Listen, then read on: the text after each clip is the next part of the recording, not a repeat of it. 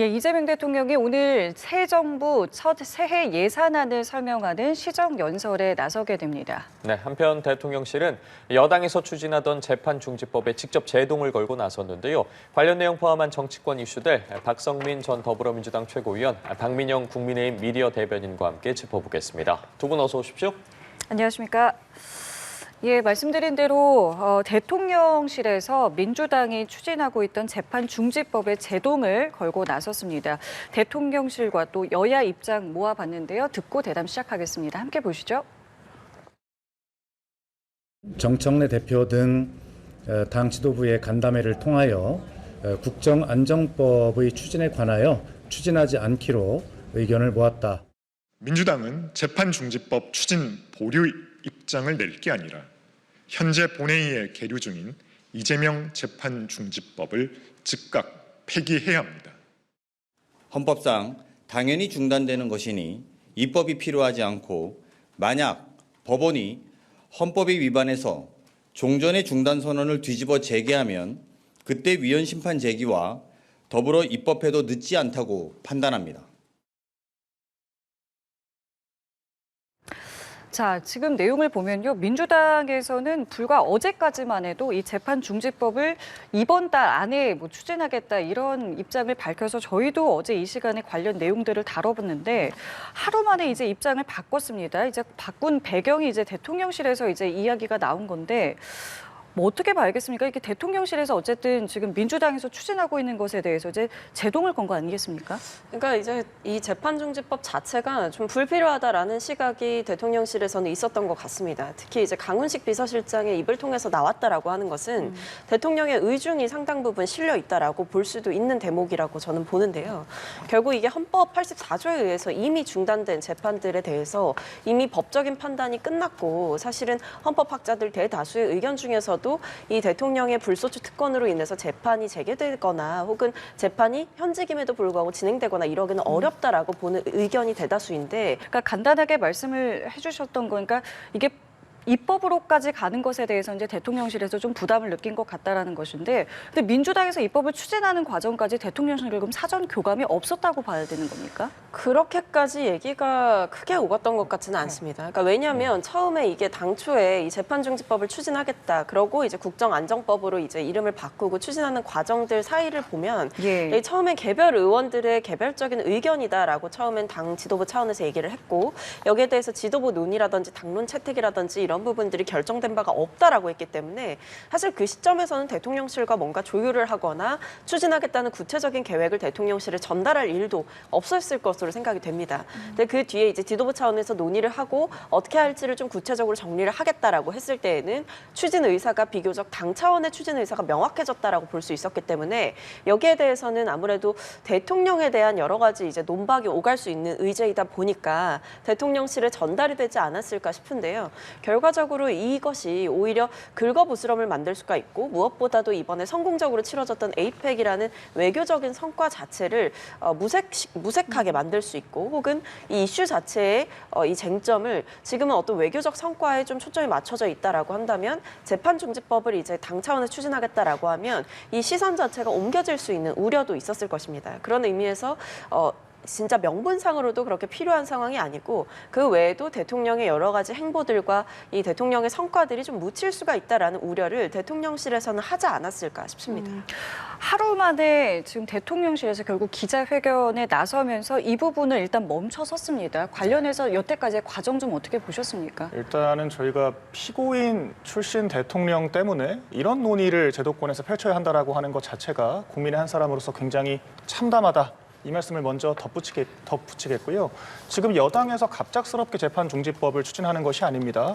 이재명 대통령이 야당 대표이자 후보일 시절 때부터 재판중지법에 대한 논의들이 있었거든요. 민주당이 강력하게 사법부에 규탄을 했었고 입법화를 하겠다라고 이야기를 했었습니다. 그렇기 때문에 집권하고 나서 막상 제도권에 대한 장악이 될 것 같은 생각이 들자 갑자기 입장을 선회를 한 것이지 재판 중지에 대해서 대통령의 의중이 나는 당당하게 재판을 받을 수 있다 내지는 뭐 이제 그런 것들에 대해서 나는 개의치 않는다라고 하는 식으로 달라진 건 아니라고 생각을 하거든요. 그리고 민주당이 재판 중지법만 안 하겠다라고 이야기를 한 거지 별건으로 배임죄를 폐지를 하겠다, 1심에서 무죄가 나오면 항소를 금지를 시키겠다, 그런 이재명 대통령 대통령 면소를 위한 위인설법은 계속해서 추진을 하고 있거든요. 배임죄는 대장동, 백현동, 성남 FC 사건이 걸려 있고요. 1심 무죄시 항소금지 같은 경우에는 위증교사 사건이 걸려 있고요. 행위 규정 삭제 같은 경우에는 피의사실 공표죄에 대한 그런 허위사실 공표죄에 대한 그런 내용들이 다 담겨 있는 것입니다. 그렇기 때문에 지금 별건 법 개정을 통해서 법치주의를 지금 누더기로 만들겠다라고 하는 것은 전혀 변하지 않은 상태이기 때문에 이런 부분들에 대해서 전혀 달라질 게 없다라고 저는 생각을 하고요.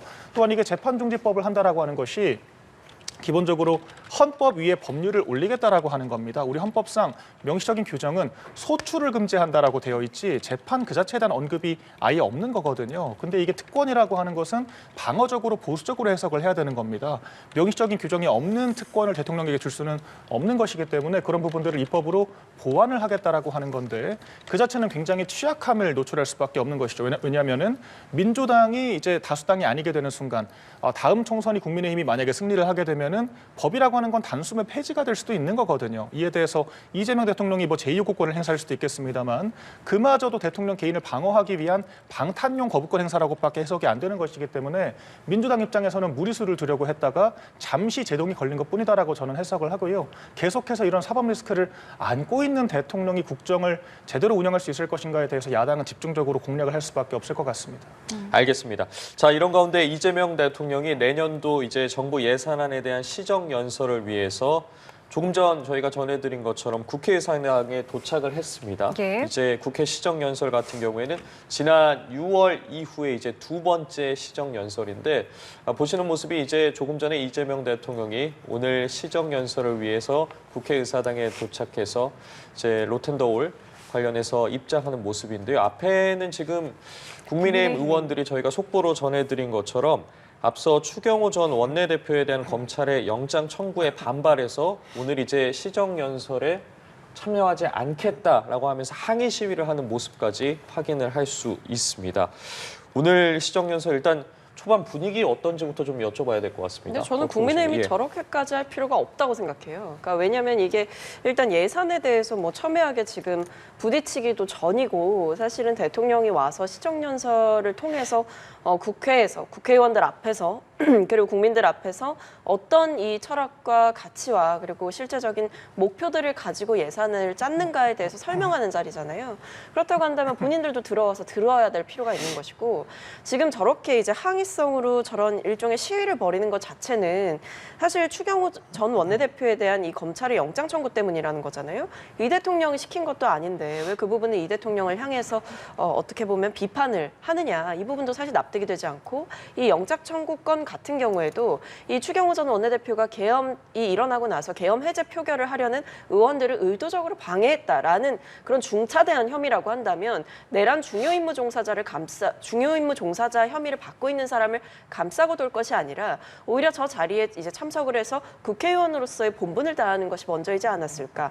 오히려 지금 상황에서 이 윤석열 정권을 더더욱 옹호할 생각이 없다라고 한다면 그리고 일말이라도 이제 본인들의 당에서 배출했던 대통령이 저질렀던 불법적인 행위에 대해서 본인들이 명확하게 선을 긋고자 한다면 저런 행동을 할 필요는 저는 없다. 저것은 과유불급이다라고 생각을 하고 오히려 시정연설에도 참여하지 않아 놓고 나중에 또 예산안을 심사하는 과정에서 이재명 정부의 예산을 깎으려고만 든다면 그것은 더더욱 국민들이 보셨을 때에는 볼썽사나운 일로 비춰질 가능성이 높기 때문에 국민의힘의 저런 방식의 정치투쟁은 지금 시점에서 유효하지 않다 이렇게 보입니다. 예, 앞서 또 속보로 들어온 바에 따르면 이재명 대통령이 시정연설에 앞서서 이제 우원식 국회의장 등을 환담을 하고 있는 상황이 전해지고 있습니다. 지금 보시는 모습은 이제 그에 앞서서 이제 국회에 도착한 후에 국민의힘 의원들에게 인사를 하고 지나가는 모습인데 이재명 대통령이 도착하기 직전에 이제 국민의힘 측에서도 관련 내용을 좀 속보를 냈습니다. 오늘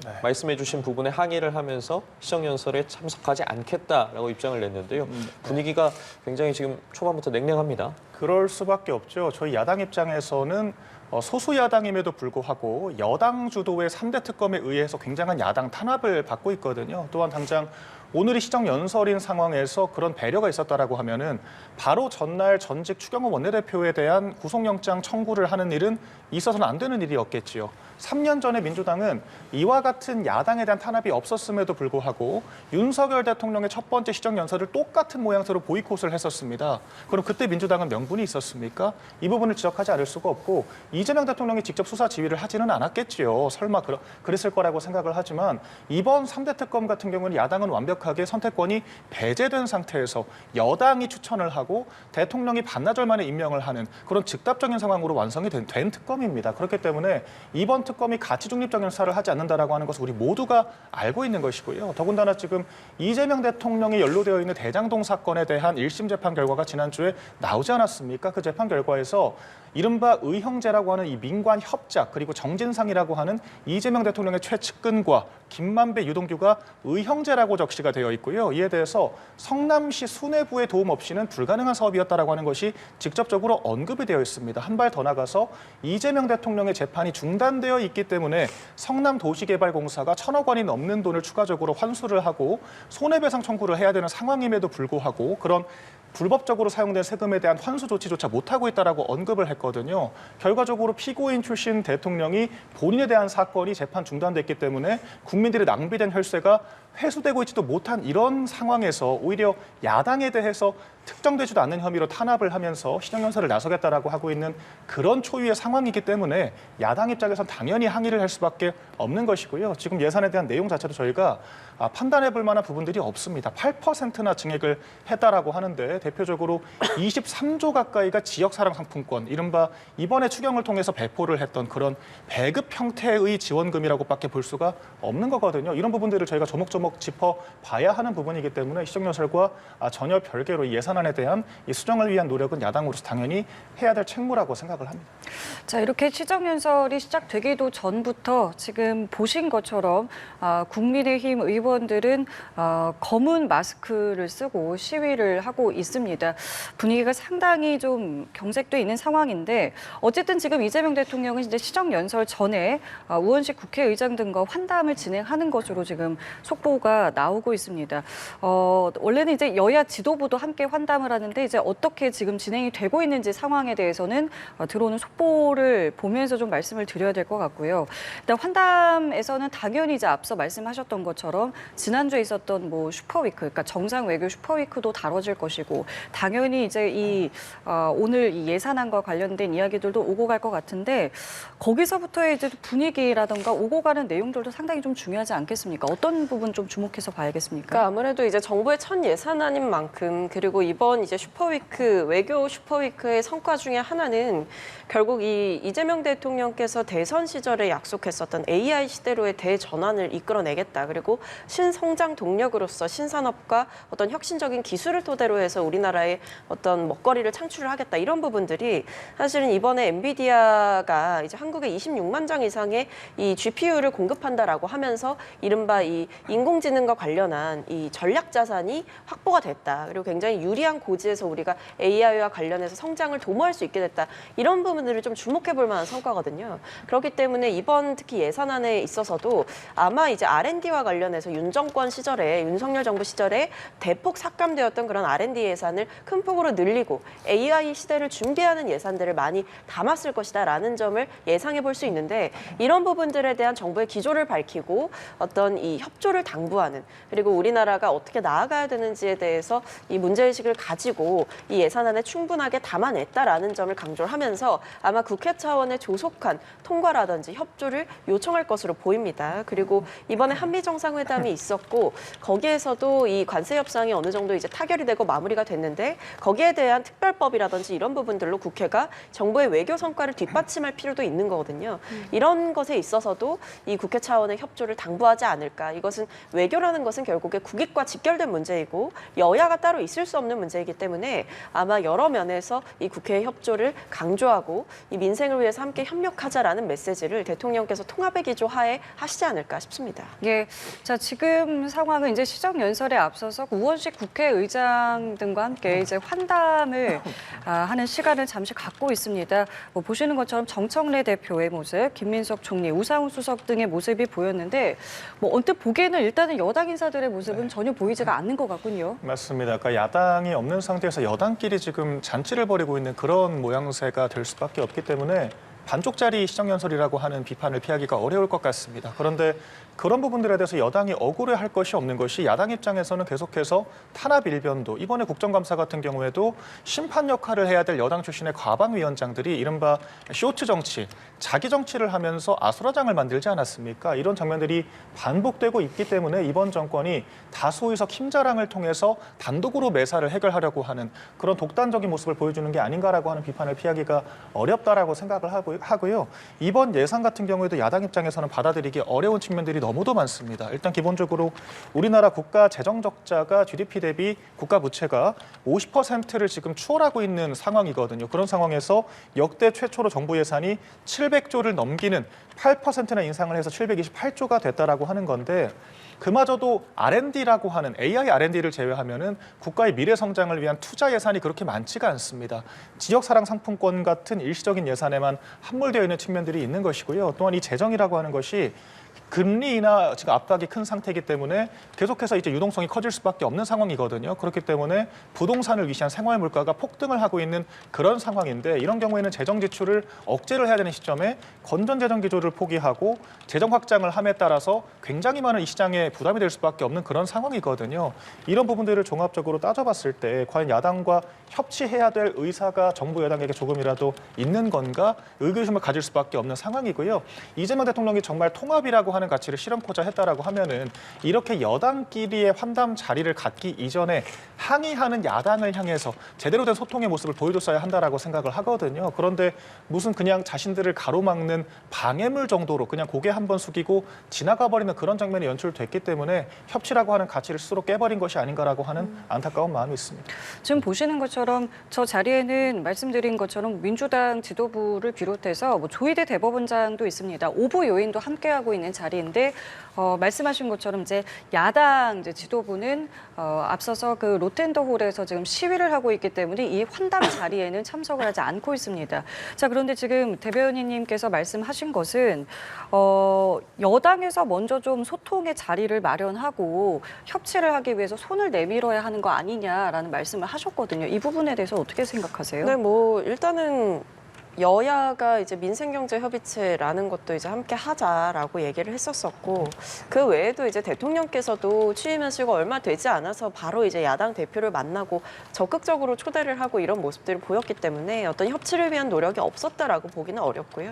오히려 국감 기간 내내, 국정감사 기간 내내 김현지 실장의 출석을 물고 늘어지면서 이 국감을 오히려 혼탁하게 만들었던 장본인들이 이제 와서 어떤 여당에게 노력을 했었어야 되는 것 아닌가라는 취지의 비판을 주시는 것은 사실 상당히 납득하기가 어렵다. 심지어 김현지 실장의 출석과 관련해서도 민주당 차원에서는 오전에 출석을 할 수 있도록 하겠다라고 얘기를 했음에도 불구하고 오후까지 꼭 있어야 된다라고 하면서 결국에는 그 협상이 결렬되는 일도 있었거든요. 그런 점에서 국정감사 기간 동안 내내 사실은 정부에 대한 어떤 생산적인 비판이나 견제보다는 김현지 실장에 대한 스토킹에 가까운 국감을 벌였고 그 외에도 지금 한미 정상회담을 통해서 관세 협상의 결과가 나오기까지 어떤 수많은 폄훼와 어떤 인내와 응원보다는 이 정부를 향한 불신을 조장하는 그런 일들이 저는 개인적으로 보면서 좀 안타깝다라는 생각도 있었거든요. 아마 그런 점을 비추어 봤을 때에도 이재명 정부를 어떻게든 흠집내려고 하고 이재명 대통령이 다시 재판을 재개해서 받아야 된다라는 식의 주장을 이어가고 있는 국민의힘과 여당 입장에서도 그렇게까지 통 크게 손잡기는 어렵지 않았을까라는 생각을 해봅니다. 예.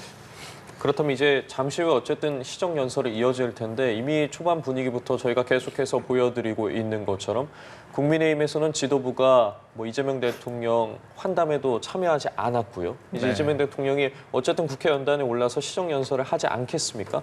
오늘 이제 시정연설에서 나올 내용 등에 대해서도 뭐 여야의 대치가 앞서부터 계속해서 지금 예상이 됐었는데 네. 오늘 좀 어떤 부분 주목해서 들어봐야겠습니까? 일단은 좀 전국 상황에 대해서 짧게만 반박을 드리자면 일단 정부 여당이 먼저 손을 내밀었다라고 평가를 하셨지만 말로만 내밀었거든요. 그냥 밥을 같이 먹고 그냥 뭐 오색마리죽을 말아주고 그런 국수를 같이 나눠 먹는 정도의 보여주기식의 그런 퍼포먼스만 있었던 거지 사실상 화전양명 전술이라고 할 수 있을 정도로 뒤로는 3대 특검을 통한 대대적인 이 야당 압박이 있었거든요. 시정연설 전날에 전직 원내대표에 대해서 구속영장을 청구한 것뿐만 아니라 국회 회기가 시작되기 전날에 당사를 압수수색하는 등 정말 여러 가지 탄압의 장면들이 있었습니다. 그렇기 때문에 그럼에도 불구하고 야당한테 협조만 무조건 하라고 요구를 하는 것은 거대 여당으로서의 책임감을 보여주지 못하고 있는 거라고 또 생각을 하고요. 그리고 이재명 대통령의 재판 재개에 대해서도 저희가 처음부터 강력하게 주장을 하지 않았습니다. 국정을 4개월 동안 이끌고 가는 과정에서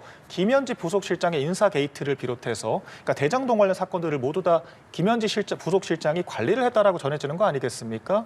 지금 대장동 재판의 판결문에는 김희읒 지읒이라고 하는 사람에게 문의를 해라라고 하는 누가 봐도 김현지 부속실장을 가리키는 그런 물증까지 적시가 되어 있다라고 하는 것이고요. 그렇기 때문에 과연 이 정권의 인사는 제대로 관리가 되고 있는 건지 또 국정에 대해서는 제대로 준비가 되어 있는 건지 그리고 합의문조차 필요 없을 정도로 잘 된 협상이라고 하더니 아직까지도 합의문 하나 한 장 가져오지 못한 이런 외교력에 대해서는 우리가 어떻게 평가를 해야 하는 건지 그런 부분들을 종합적으로 봤을 때 성난 요동치는 그런 민심들을 야당이 대변을 하고 있는 거거든요. 그렇기 때문에 국정을 제대로 할 게 아니라고 하면 차라리 재판을 재개하는 것이 맞지 않겠느냐. 그런 게 아니라고 하면 이렇게 재판중지법을 위시한 이재명 개인을 위한 위인설법만 추진하는 여당이 대체 무슨 의미가 있겠느냐라고 하는 당연한 의구심이 생길 수밖에 없는 것입니다. 그렇기 때문에 오늘 시정연설에서도 그와 같은 야당과 국민의 우려를 불식시킬 수 있을 만한 좀 분명한 메시지가 나와야 한다라고 생각을 합니다.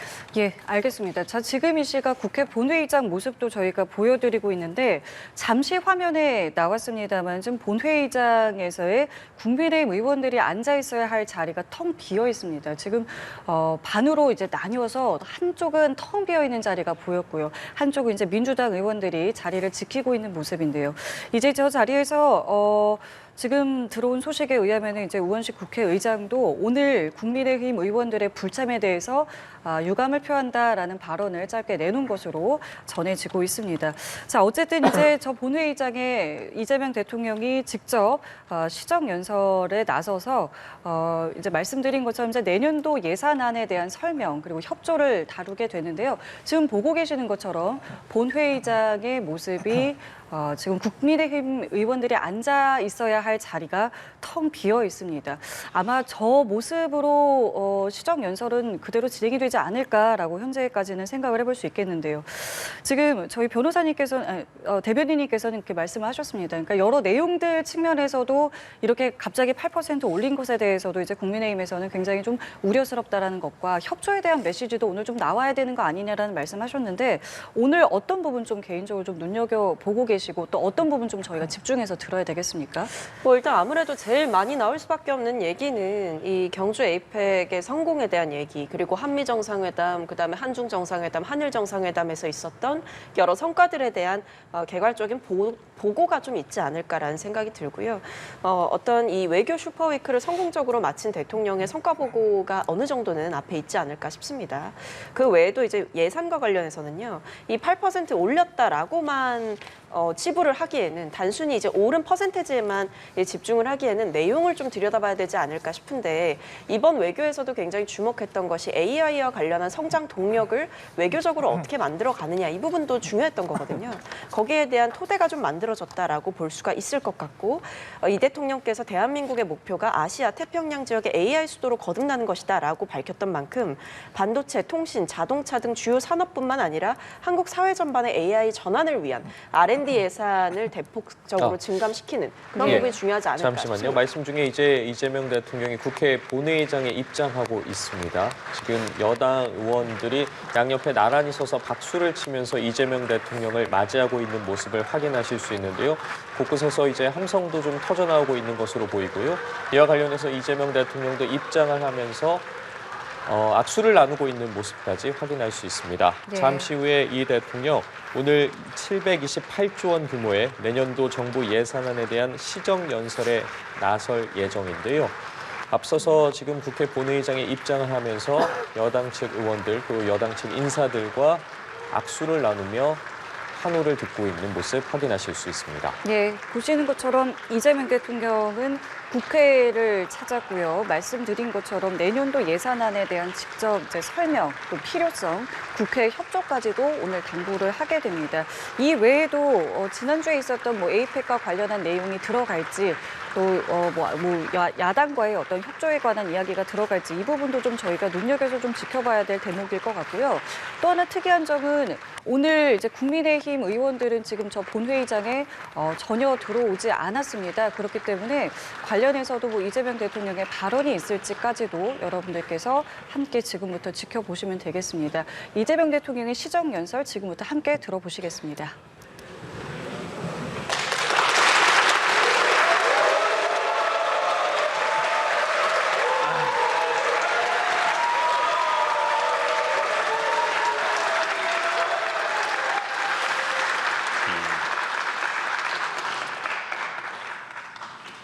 좀 허전하군요.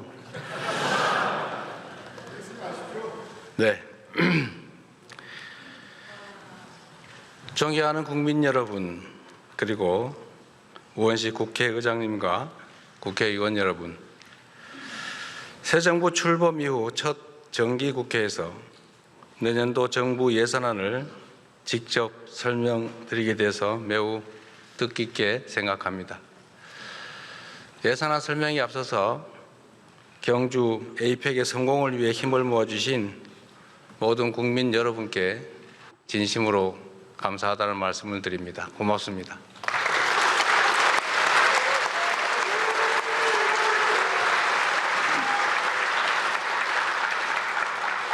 국민 여러분의 응원과 국회의 협력에 힘입어서 우리 대한민국은 세계의 번영과 교류 협력을 주도하는 글로벌 책임 강국으로 단단히 자리매김할 수 있었습니다.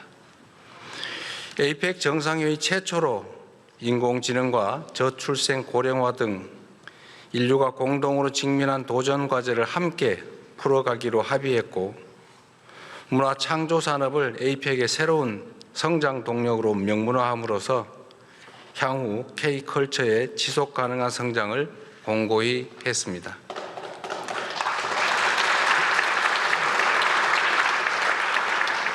세계가 주목하는 가운데 경주 선언을 이끌어내면서 대한민국이 아시아 태평양 지역의 교류와 번영, 영내 평화 증진을 위한 역할을 주도할 수 있었습니다. 특히 에이펙 주관에 이루어진 한미 정상회담을 통해 미국과 관세 협상을 타결함으로써 우리 경제의 불확실성을 완화하였습니다.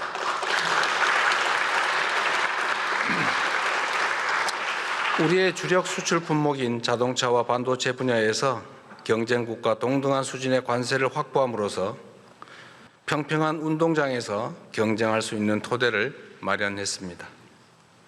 대미 투자 패키지에는 연간 투자 상한을 설정해 많은 분들이 우려했던 외환 시장에 미치는 충격을 최소화했고, 투자 프로젝트 선정과 운영 과정에서도 다층적 안전장치를 마련함으로써 투자금 회수 가능성을 높였습니다. 또한 원자력 추진 잠수함 핵연료 공급 협의의 진전을 통해 자주 국방의 토대를 더욱 튼튼하게 다지고 우라늄 농축과 사용 후 핵연료 재처리를 위한 획기적 계기 마련으로 미래 에너지 안보도 강화할 수 있게 되었습니다.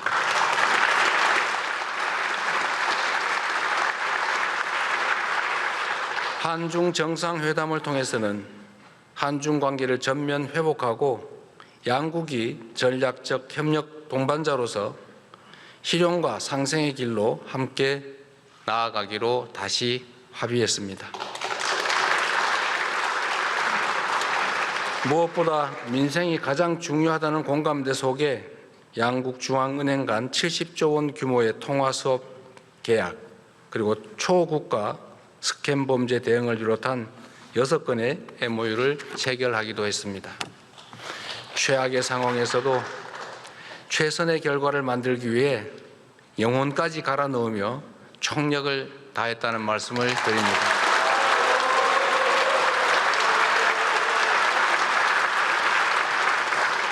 앞으로도 정부는 국익 중심의 실용 외교를 바탕으로 대한민국의 국력을 키우고 위상을 한층 높여 나가겠다는 말씀도 드립니다. 오늘은 제가 대통령 취임 선서를 한 지 정확히 5개월째 되는 날입니다. 불법 계엄의 여파로 심화된 민생경제 한파 극복을 위해 지난 5개월 동안 비상한 각오로 임했고 다행히 지금 우리 경제는 위급 상황을 벗어나고 있습니다. 소비 심리가 살아나고 올해 1분기 마이너스로 후퇴했던 경제 성장률이 3분기에는 무려 1.2%로 반등하고 6분기 만에 최고치를 기록했습니다. 주가 지수도 4,000을 돌파했습니다.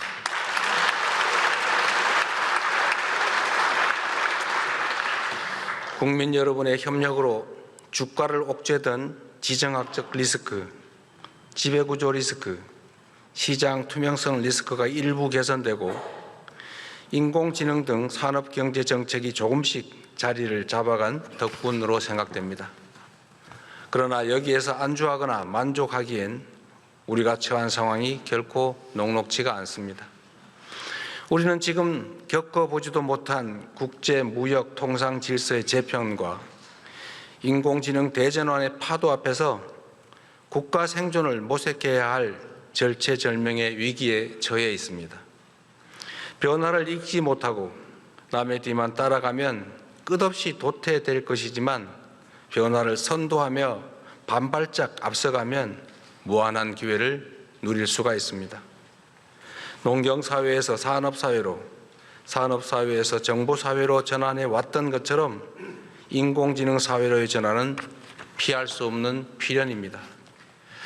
산업화 시대에는 하루가 늦으면 한 달이 뒤처지고 정보화 시대에는 하루가 늦으면 1년이 뒤처지겠지만 인공지능 시대에는 하루가 늦으면 한 세대가 뒤처지게 됩니다. 안타깝게도 지난 정부는 천금 같은 시간을 허비하는 것도 모자라 R&D 예산까지 대폭 삭감하며 과거로 퇴행했습니다. 출발이 늦은 만큼 지금부터라도 부단히 속도를 높여 선발주자들을 따라잡아야 우리에게도 기회가 생길 것입니다.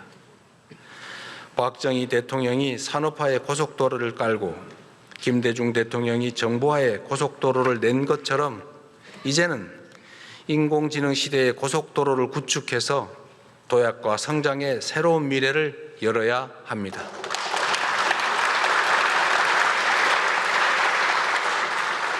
정부가 마련한 2026년 예산안은 바로 인공지능 시대를 여는 대한민국의 첫 번째 예산입니다.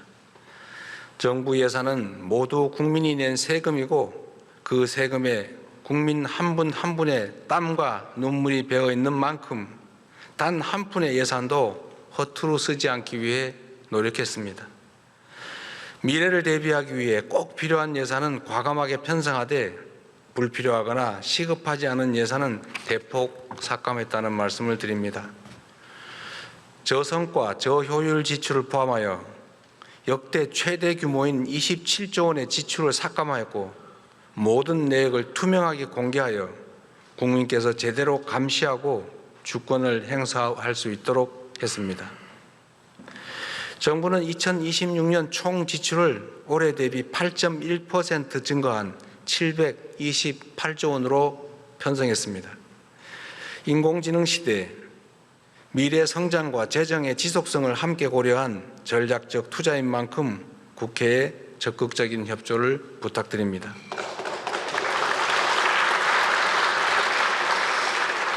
이제 내년 예산안의 중점 방향에 대해서 설명드리겠습니다. 첫째, 인공지능 시대를 열기 위한 투자를 대폭 확대하고 성장의 토대를 단단히 다지겠습니다. 인공지능 3대 강국 도약을 위한 대전환에 총 10조 1천억 원을 편성했습니다. 이는 올해 예산 3조 3천억 원보다 3배 이상 늘어난 규모입니다. 이 가운데 2조 6천억 원은 산업, 생활, 공공 전 분야 인공지능 도입에 투입하고 인재 양성과 인프라 구축에 7조 5천억 원을 투입하기로 했습니다. 우선 피지컬 인공지능 선도 국가 달성을 위해 국내의 우수한 제조 역량과 데이터를 활용하여 중점 사업에 집중 투자하겠습니다. 로봇, 자동차, 조선, 가전, 반도체, 팩토리 등 주요 산업 분야를 중심으로 인공지능 대전환을 신속하게 이루기 위해 향후 5년간 약 6조 원을 투입하겠습니다. 이 예산으로 지역 특화 산업과 연계한 피지컬 인공지능 지역 거점을 광역별로 조성하고 대규모 R&D 실증 추진을 통해 인공지능 기반 지역 혁신을 촉진하겠습니다. 바이오 헬스, 주택, 물류 등 생활 밀접형 제품 300개의 신속한 인공지능 적용을 지원하고 복지, 고용, 납세, 신약 심사 등을 중심으로 공공부문 인공지능 도입을 확산하겠습니다. 다음으로 인재 양성과 핵심 인프라 구축에도 과감하게 투자하겠습니다. 인공지능 경쟁력 강화를 위한 고급 인재 1만 1천 명을 양성하고 세대별 맞춤형 교육을 통해 국민 누구나 인공지능을 주도적으로 활용할 수 있도록 지원하겠습니다. 인공지능 시대의 경쟁력을 좌우하는 핵심 부품인 고성능 GPU 1만 5천 장을 추가 구매해 정부 목표인 3만 5천 장을 조기에 확보하겠습니다. 엔비디아에서 GPU 26만 장을 한국에 공급하기로 한 만큼 국내 민간 기업이 GPU를 확보하는 데에도 어려움이 없을 것입니다.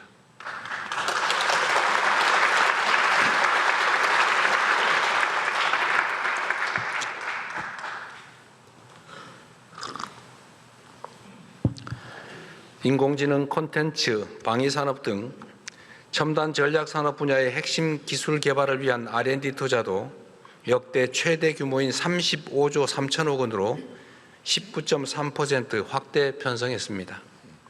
향후 5년간 150조 원의 국민성장 펀드를 조성해 미래 성장의 씨앗인 첨단 전략산업 육성을 도모하고 성장의 혜택을 국민께서 함께 누릴 수 있도록 하겠습니다.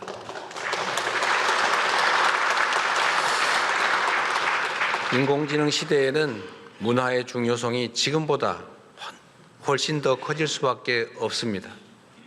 세계가 주목하는 우리 문화의 힘을 더욱 키우기 위해 K컬처 투자도 아끼지 않겠습니다. K콘텐츠 펀드 출자 규모를 2천억 원 확대해 문화 콘텐츠 산업에 투자하고 청년 창작자가 생계 부담 없이 창작 활동에만 전념할 수 있도록 지원하겠습니다. 한류와 연계한 K푸드, K뷰티 붐업을 위해 수출 바우처와 융자 지원을 대폭 확대하여 생산, 판매, 유통 등 밸류체인 전 단계에서 지원을 강화할 것입니다. 인공지능 기술은 방위 산업의 판도도 바꾸고 있습니다. 첨단 기술을 보유한 스타트업 발굴과 R&D 투자로 방위 산업을 인공지능 시대의 주력 제조업으로 육성하고 방산 4대 강국의 발판을 마련할 것입니다.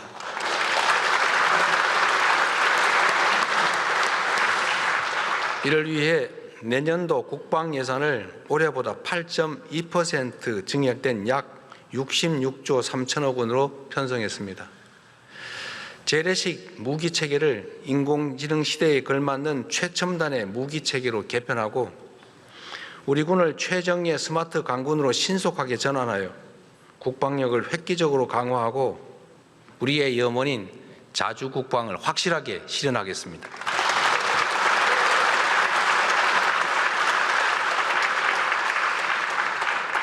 북한 연간 GDP의 1.4배에 달하는 국방비를 사용하고 전 세계 5위의 군사력으로 평가받는 우리 대한민국이 국방을 외부에 의존한다는 것은 우리 국민의 자존심 문제 아니겠습니까?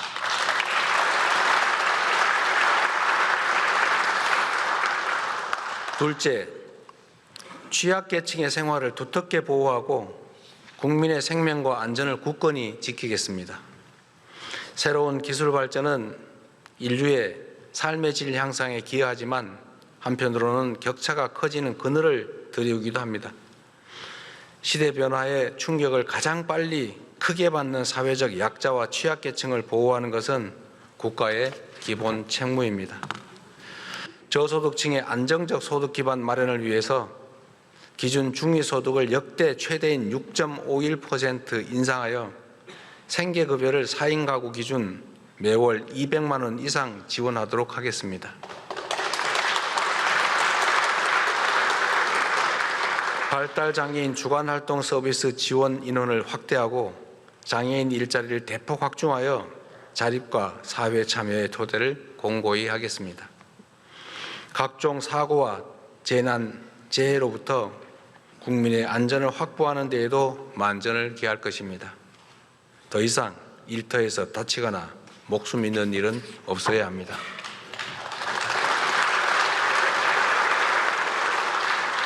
근로감독관을 2,000명 증원하고 일터 지킴이를 신설하여 산업재해 사고 발생에 적극 대처하겠습니다. 건설, 조선업 등의 산재 빈발 업종은 현장을 상시 점검할 것입니다. 1만 7천 개소의 영세 사업장과 건설 현장에는 안전시설 확충도 지원할 것입니다. 재난, 재해 예방 및 신속 대응에 전년 대비 1조 8천억 원을 증액한 총 5조 5천억 원을 편성했습니다. 이제는 국민 모두가 생계와 생명의 위기 앞에 홀로 남겨지지 않는 기본이 튼튼한 사회를 만들어 가겠습니다.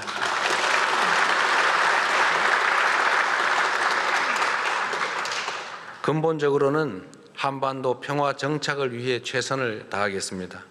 평화가 흔들리면 민주주의도 경제도 국민의 안전도 위협받을 수밖에 없습니다.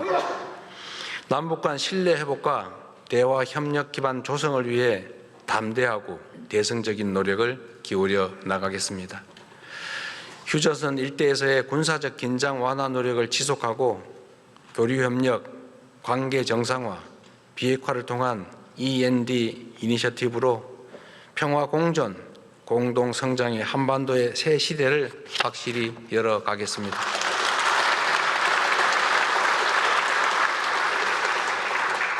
마지막으로 생애 주기별 촘촘한 지원과 함께 균형 발전에도 적극 나서겠습니다.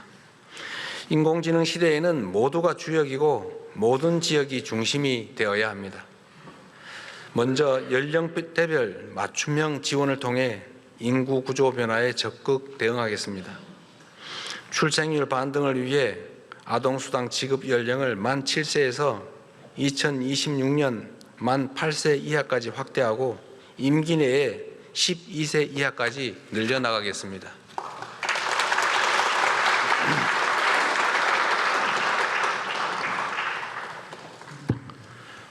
청년 미래 적금을 신설해서 저소득 청년이 저축을 하는 경우 정부가 최대 12%를 매칭 적립하여 청년의 자산 형성도 돕겠습니다.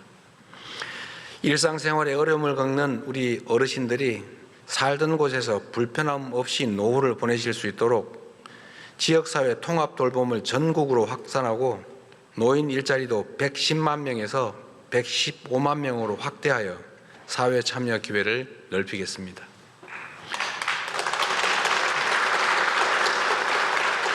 국민의 생활비 부담을 덜기 위해 대중교통 정액 패스를 도입하여 교통비 부담도 대폭 낮출 것입니다.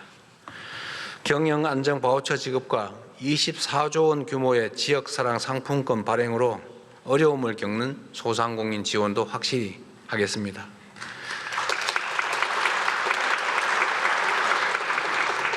정부는 이번 예산안을 편성함에 있어 수도권 1극 체제로 굳어진 현재의 구도를 극복하고 지역이 성장의 중심이 되어 5국 3특의 새 시대를 열도록 지방우대 재정 원칙을 전격 도입했습니다.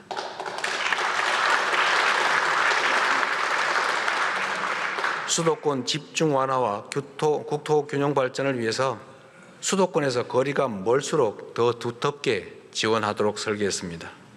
그 일환으로 아동수당과 노인 일자리 등 7개 재정 사업을 비수도권 지역에서 더 많이 지원받을 수 있게 설계했습니다.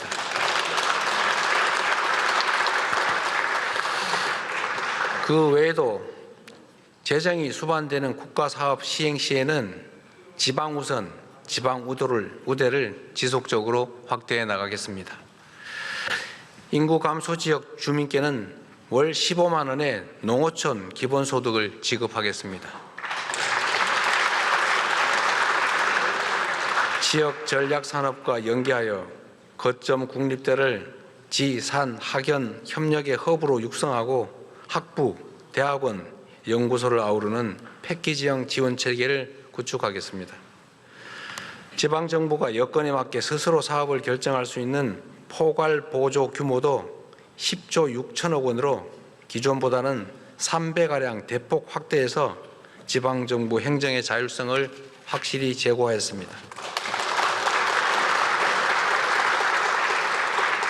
대한민국의 오늘을 읽어온 자랑스러운 국민 여러분, 그리고 국회의장님과 국회의원 여러분, 내년은 인공지능 시대를 열고 대한민국의 새로운 100년을 준비하는 역사적 출발점이 될 것입니다. 다가오는 미래가 절망과 불안이 넘치는 세상이 아니라 희망과 기회로 충만할 수 있도록 함께 노력하면 좋겠습니다. 저는 우리 국민 여러분의 저력을 믿습니다. 그래서 자신 있습니다.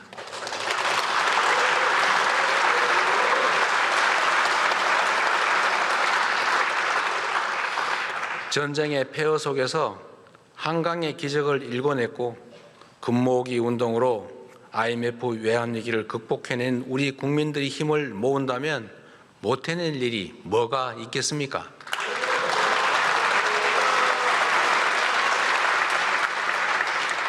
산업화와 정보화를 성공적으로 이뤄낸 것처럼 위대한 대한 국민들과 함께 인공지능 시대의 문을 활짝 열겠습니다.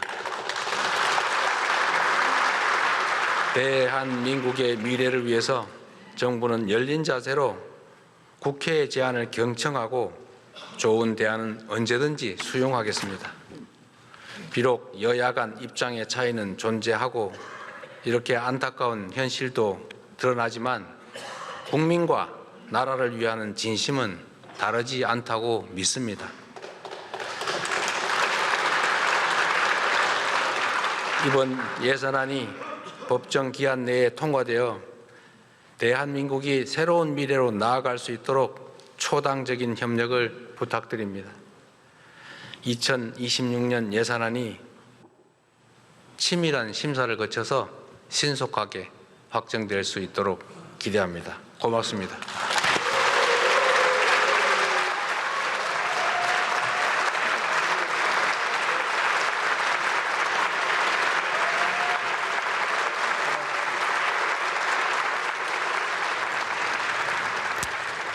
예, 이재명 대통령의 시정연설 함께 들어보셨습니다.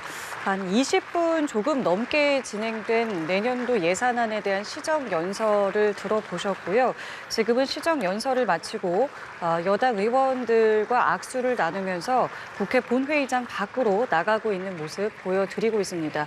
앞서 말씀드린 대로 오늘 본회의장에는 국민의힘 의원들은 참석하지 않았습니다. 때문에 지금 들어올 때도 그리고 나갈 때도 여당 의원들의 악수와 환호 속에 들어오고 나가는 모습까지 보여드리고 있습니다.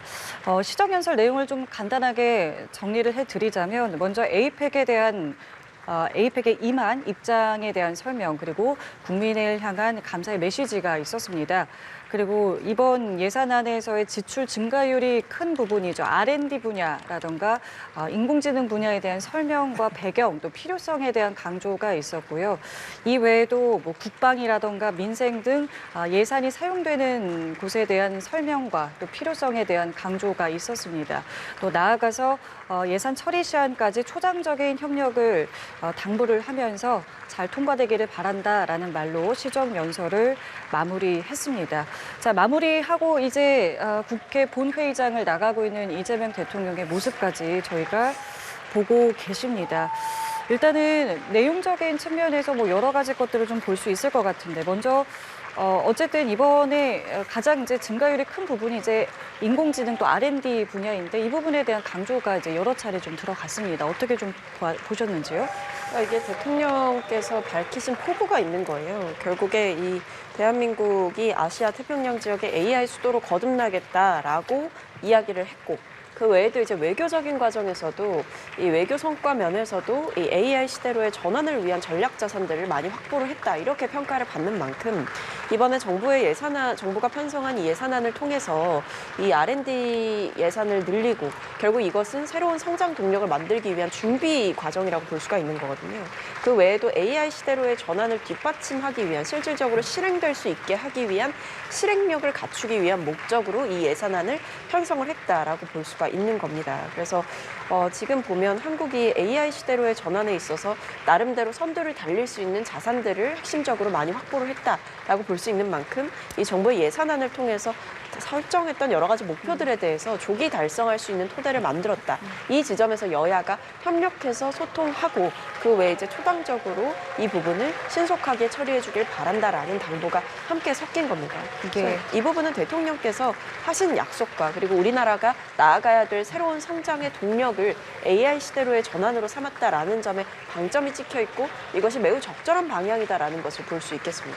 그러니까 이재명 정부가 이제 추진하고자 하는 방향성에 대한 이제 설명 또 그를 뒷받침하기 위한 예산의 필요성까지도 이제 오늘 이 시정연설 자리에서 이제 강조를 한 것이고 아직 이제 본회의장에서 이제 여러 의원들과 계속해서 인사를 나누고 있는 이재명 대통령의 모습도 저희가 볼 수 있는데 내용 중에 이런 부분도 있었어요. 그러니까 지난 정부에서 이제 R&D 예산 삭감한 부분에 대해서 이것은 퇴행이었다. 그렇기 때문에 이번에 이렇게 대폭 증액한 것에 대한 당위성, 필요성을 좀 더 강조한 부분이 있었거든요. 어떻게 들으셨는지요? 일단 이재명 대통령 스스로도 전직 그 정권에서 수립을 했던 예산 중에 불필요한 부분들은 삭감을 했다라고 이야기를 했지 않습니까?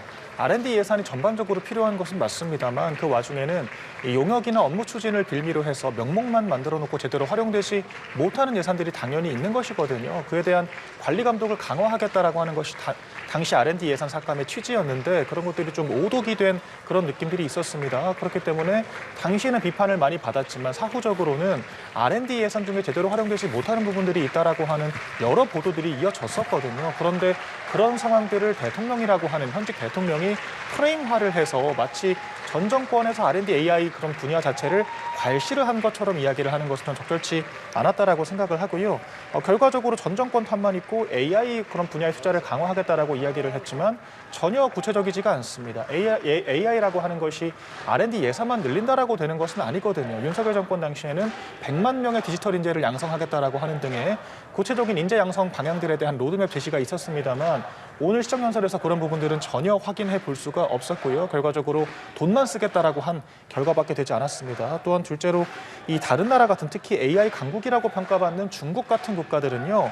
근로규제가 거의 존재하지 않습니다. 그렇기 때문에 같은 예산을 투입하더라도 더 고강도의 노동을 통해서 집중적으로 기술 개발을 하는데 우리나라 같은 경우에는 이재명 정권 수립하자마자 했던 것들이 중대재해처벌법과 주 4.5일제에 대한 추진 계획 그리고 노란봉투법 같은 노동 계약들이었거든요. 그렇기 때문에 결과적으로 돈만 쓰고 노동적인 부분에 대해서는 전혀 이 기술 개발에 대한 그런 관념이 존재하지 않기 때문에 너무 경제 개발이라고 하는 것을 단편적으로 보는 것이 아닌가라고 하는 의구심이 많이 들었거든요. 이런 부분들을 시정연설에 나오지 않은 부분들이 있다라고 하면은 장차 이제 국회 예산 논의 과정을 통해서 좀 구체적으로 수립할 필요가 있다라고 생각이 되고요. 여당도 레터릭만 가지고 있을 것이 아니라 좀 구체적인 성장 방향 그리고 how to 어떻게 이것을 관철시킬 것인지에 대한 계획이 있어야 한다라고 생각을 합니다. 예, 이재명 대통령 보신 것처럼 조금 전에 이제 내년도 예산안과 관련한 시정연설을 마치고 이제 국회 본회의장을 빠져나갔습니다. 지금 모습은 이제 조금 전 국회 본회의장에서 시정연설을 하고 있는 모습인데요. 앞서 우원식 국회의장이 사내를 또 선포하기도 했습니다. 이재명 대통령 본회의장을 빠져나갈 때 여당 의원들 같은 경우에 일어서서 기립박수를 보냈고 또 마지막에는 이재명 대통령의 이름을 환호하는 모습도 확인할 수 있었습니다. 그 내용과 관련해서 저희가 이야기를 나누고 있는데 앞섰던 확실히 지난 6월에 시정연설 때와는 분위기도 좀 달랐습니다. 시정연설을 마친 후에 나가면서 야당 측 의원들과 먼저 또 인사를 하는 모습이 있었는데 오늘은 이제 야당 의원들이 시위성으로 본회의장에 들어오지 않았기 때문에 그런 모습을 확인할 수 없었고 지금 보시는 것처럼 여당 인사들과만 이제 인사를 하고 퇴장을 하는 모습까지 확인을 할 수 있었는데 이재명 대통령 이제 시정연설에서 두 분이 말씀해 주신 것처럼 AI와 관련된 이야기가 줄을 이뤘습니다. 처음과 끝에도 강조를 했고 들으시면서 좀 오늘 나왔었으면 좋겠다 혹은 좀 기대하고 있었던 부분도 좀 있으셨을 것 같은데 그런 부분에 대해서도 좀 여쭤보겠습니다. 혹시 나오지 않았던 부분이라고 해야 될까요? 아니요, 저는 뭐 구체적으로 많은 내용들이 나왔다라고 생각을 하고 어느 정도 예견된 범위에서 이 내용들을 잘 설명을 해주셨다라고 생각을 합니다. 예. 일단 첫 번째로 APEC 성과에 대해서 설명을 또 잘 해주셨던 것이고 그 외에는 이제 예산안 편성 기준이라든지 아니면 예산안을 통해서 무엇을 달성하고자 하는가, 그러니까 정부의 방향성이 어디에 놓여 있는가,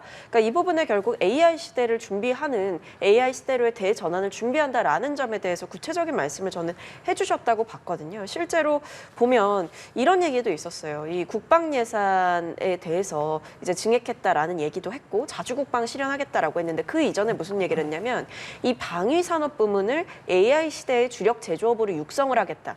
그러니까 이런 새로운 접근들도 있는 것이고 그 이전에는 로봇이라든지 조선이라든지 이런 주요 산업 부문에 있어서도 AI 시대로의 대전환을 열겠다라고 했고 이 외에 이제 거점 광역별로 AI를 이제 조성을 해서 AI 기반으로 지역 혁신을 이끌어내겠다. 이 외에도 뭐 바이오 헬스 등 생활 밀접형 제품에도 신속 AI 적용을 돕겠다. 이런 식으로 지금 우리 생활 속에서 접할 수 있는 것들 그리고 실제로는 AI 시대로의 완전한 도입이 이루어지지 않은 부분들까지도 새롭게 AI 시대로의 전환을 통해서 성장 동력과 그리고 어떤 창출, 수익 창출의 부문으로 삼겠다라는 점들은 사실 대한민국의 성장 동력을 단순히 새롭게 만들어내겠다를 넘어서서 AI 시대의 청사진을 갖고 이 정부가 임하고 있구나라는 점에서 R&D 예산이라든지 AI 예산과 관련한 증액의 명분을 저는 충분히 국민들 앞에서 충실하게 설명을 하셨다라고 생각을 하고 제가 개인적으로 또 한 가지 좀 주목해서 봤던 것은 뭐 AI라든지 R&D 예산에 대한 언급도 있었지만 이 굉장히 정부가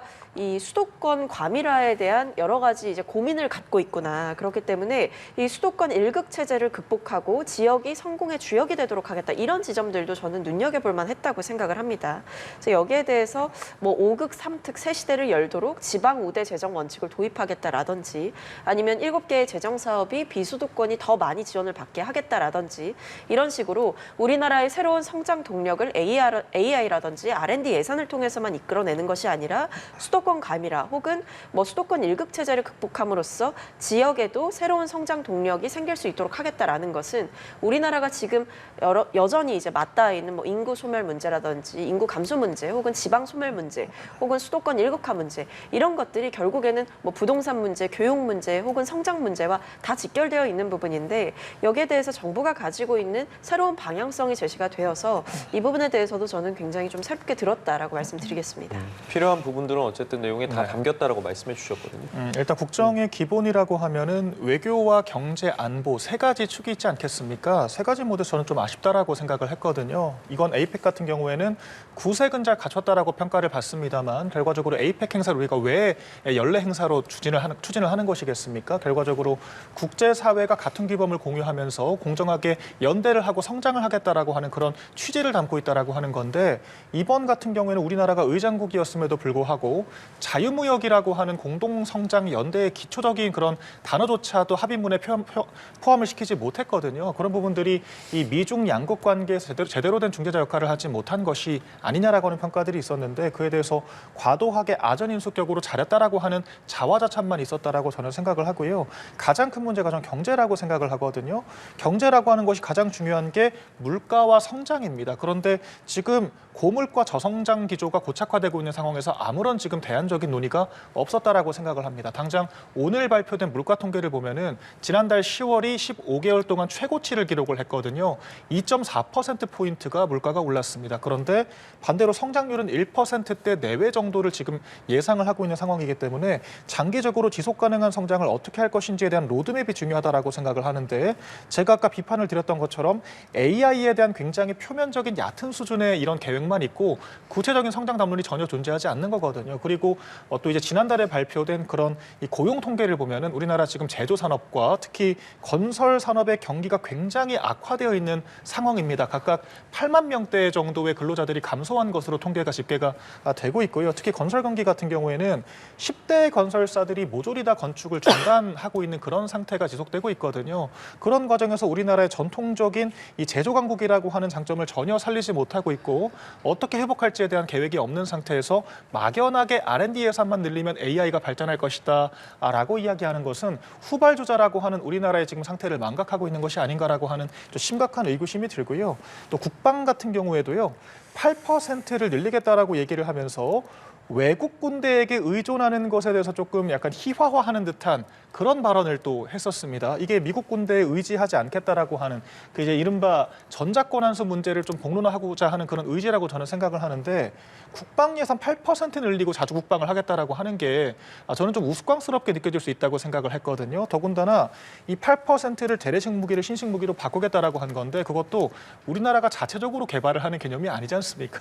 그마저도 외국에서 생산된 무기를 우리가 수입을 하는, 구매를 하는 그런 형태가 될 수밖에 없는 건데, 이것은 너무 현실 인식이 떨어지는 게 아닌가라고 하는 생각이 들었고요. 우리나라가 이 주한미군의 정보 전략 자산을 이용하는 것만 연간 21조가 넘는 그런 혜택을 받고 있다라고 하는 점을 좀 직시를 해야 될 것 같고, 우리가 주한미군을 외국 군대라고 폄훼를 할 것이 아니라 세계 경찰 역할을 하는 미국을 어떻게 활용을 할 것인가에 대해서 조금 더 체계적인 고민이 필요하다. 그래서 이런 이념에 함몰된 시정연설을 할 것이 아니라 조금 더 실사구시적인 발상의 전환이 필요하다라고 저는 생각을 했습니다. 알겠습니다. 이 내용에 대한 두 분의 의견까지 들어봤고요. 오늘 이제 이 자리는 말씀드린 것처럼 국민의힘 의원들이 이제 불참한 자리에서 진행된 시정연설이었고요. 이재명 대통령은 시정연설 말미에 이제 초당적인 협력을 당부한다라는 말을 했습니다. 오늘 저 자리에서 이제 국민의힘 의원들에 대한 직접적인 언급은 없었습니다만, 연설 시작에 앞서서 허전하네요라는 이제 말을 잠시 남겼고요.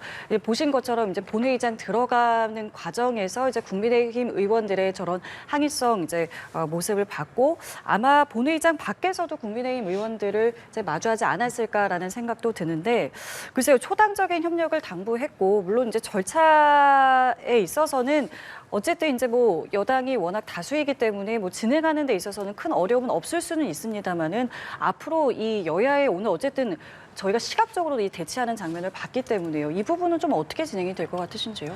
사실 근데 야당 입장에서 어떤 예산안 처리를 계속해서 뭐 늦추기 위해서 발목을 잡거나 하는 명분 자체가 저는 좀 부족하다고 생각을 합니다. 물론 말씀 주신 대로 이 국회 의석수상 사실 여당만으로 통과시키는데 그렇게 크게 무리가 없는 상황이지만, 어쨌든 예산안 심사라고 하는 것이, 그리고 그것도 이재명 정부의 첫 예산안을 통과하는 과정이라고 한다면 사실은 여야가 함께 통과를 시키는 것이 의미가 있고, 아마 그 부분을 위해서라도 이 민주당도 많은 노력을 하지 않을까 싶습니다. 근데 다만 이제 거기서 갈리겠죠. 첫 번째로 지금 야당의 어떤 생존 전략이라고 볼 수 있는 것이 결국에는 이재명 정부를 비판하고 뭐 지금 여러 가지 특검과 관련한 수사 상황들을 비판하면서 이것이 모두 정부 여당 때문에 벌어진 일이다. 그러니까 야당을 탄압하기 위해서 이런 일들이 벌어지고 있고, 본인들은 소수 의석을 가지고 있기 때문에 국회 안에서 쉽지 않고 소외되고 있다라는 점을 강조하는 그런 전략을 짤 가능성이 높아 보이는데, 근데 문제는 이 예산안의 내용을 살펴봤을 때 사실 R&D 예산이라든지 AI와 관련된 예산을 뭐 대폭적으로 감액해야 된다 이런 주장을 하는 것이 야당으로서는 설득력을 갖기가 어려운 주장이라는 거죠. 왜냐하면 AI 시대로 나아가자라는 그 방향성에 대해서 뭐 방법론에 조금의 이견은 있을지 몰라도 이것이 시대적인 흐름이고 국제적인 흐름이기 때문에 우리나라의 경쟁력과 직결이 된다면 이 부분을 야당이 마냥 막아설 수만은 없는 겁니다. 그렇기 때문에 전 내용을 살펴본다라고 한다면 더더욱 이 예산안 처리를 협조하지 않을 명분이 사라질 것이다라는 생각이 들고, 오히려 발목 잡기식의 이미지가 고착화된다면 이 야당으로서도 이 정부 여당 때리기에만 골몰하기가 상당히 난처해질 것이고, 다가오는 선거라든지 아니면 다가오는 정치적 상황들을 고려해 볼 때 이 야당으로서도 어떤 출구 전략을 찾아야 되는 국면에 국면에 놓여 있기 때문에 마냥 반대만 할 수는 없지 않을까라는 생각이 듭니다. 그러니까 국민의힘이 어쨌든 오늘은 뭐 대통령과의 환담이라던가 시정 연설에 모두 불참을 했는데 말씀하신 거는 어쨌든 뭐 자체적으로도 어쨌든 뭐 출구 전략이라든가 역풍에 대해서도 우려를 해야 된다라는 말씀을 하셨는데 앞으로는 뭐 어떤 뭐 전략이라고 해야 될까요? 태도를 좀 보여주는 겁니까? 어떻게 되는 겁니까? 일단은 저희가 민주당이 야당일 시절엔 어땠을까를 좀 돌아보면 답이 나온다라고 생각을 하거든요. 오늘 이재명 대통령이 정말 초당적인 협력의 의지가 있었다라고 하면 본인이 야당 대표 시절에 자행했던 이 거대 야당 주도의 단독 예산 삭감 등 폭거에 대해서 사과부터 했어야 한다라고 생각을 합니다. 당시 윤석열 정권의 예산안에 대해서 민주당이 다수 의석을 통해서 이 헌정사 최초로 국회 주도의 삭감 예산을 처리를 했거든요. 단독으로 처리를 했습니다. 그때 과연 초당적인 협력을 민주당은 했습니까? 또한 그 당시에 특활비를 모조리 다 영원으로 깎아버렸지 않습니까? 검찰 특활비 그리고 이제 그 대통령실 특활비를 다 영원으로 만들었는데 집권하자마자 90억 원을 부활시키겠다라고 했다가 조금 양심에 찔렸는지 40억 원 정도를 또 증액하는 걸로 자체적으로 추경을 또 처리를 했거든요. 이런 여러 상황들로 봤을 때 야당 대표일 때와 대통령일 때 결과적으로 입장만 달라졌을 뿐인 건데 자신들이 과거에 했던 만행들에 대한 일부의 그런 반성조차 없이 야당이 왜 협조를 하지 않느냐라고 이야기를 하는 것은 너무도 자가당착의 모습이 아닌가라고 저는 생각이 들었거든요. 그리고 저희 국민의힘은 지속적으로 대안을 제시를 하고 있습니다. 첫 추가 경정 예산을 위한 이 집권 직후 확장 그 예산에 대한 시정 연설을 했을 때도 저희가 돈 더 쓰는 거 좋다. 그런 돈을 쓰는데 그 돈을 무조건적으로 퍼주기에 쓰는 것이 아니라 복지에 쓰는 것이 아니라 그 예산, 그 사회 간접 자본에 대한 확충 그리고 인프라 확충에 대한 투자 예산으로 써야 한다라고 이야기를 했거든요. 그리고 저희가 승수 효과를 이야기를 하면서 무조건적으로 돈 퍼주기는 그래봤자 30% 정도밖에 회수가 되지 않지만 사회 간접 자본 투자는 그 2배가 가까운 효과를 가질 수가 있다라고 구체적으로 설명을 했습니다. 그럼에도 불구하고 야당의 이런 대안적인 논의를 단 한 가지도 반영을 하지 않았거든요. 마찬가지로 부동산에 대해서도 수요 억제 정책의 한계를 저희가 지적을 하고 있습니다만 아무런 공급에 대한 로드맵이 추가적으로 나오지 않고 있는 상황이고요. 죽어가는 이 민간 건설 경기를 회복하려고 노력하는 것이 아니라 LH가 만들겠다라고 하는 무책임한 이야기만 반복을 하고 있거든요. 그렇기 때문에 과연 야당이 대안을 제시하면 받아들일 의중은 있는 건가 그런 생각을 할 수밖에 없는 것이고 결과적으로 야당이 필요 없는 의석을 가지고 있기 때문에 전횡을 통한 그런 의석을 앞세운 일방적인 그런 의정을 이끌어가는 것은 여당의 책임이라고 하는 것을 다시 한번 강조드리겠습니다. 알겠습니다. 이재명 대통령의 내년도 예산안 시정연설 관련해서 이야기 나눠봤는데요. 이어질 전국 모습도 좀 지켜봐야겠습니다. 두 분 말씀 여기서 줄이겠습니다. 박성민 전 더불어민주당 최고위원, 박민영 국민의힘 미디어 대변인과 함께했습니다. 고맙습니다. 감사합니다.